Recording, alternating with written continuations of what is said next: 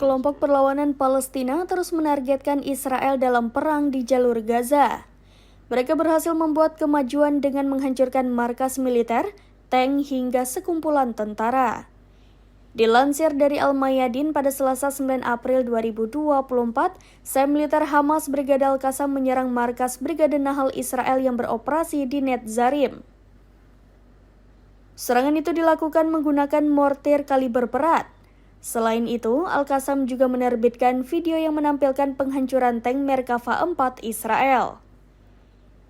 Dalam video terlihat kendaraan militer milik Zionis itu pun meledak. Sementara itu, sel militer Jihad Islam Palestina Brigade Al-Quds juga tidak mau kalah. Pihaknya mengklaim telah menargetkan sekumpulan tentara pendudukan di pangkalan militer Raim dengan serangan rudal. Meski begitu, Israel belum memberikan tanggapan apakah serangan itu menimbulkan kerugian signifikan atau tidak.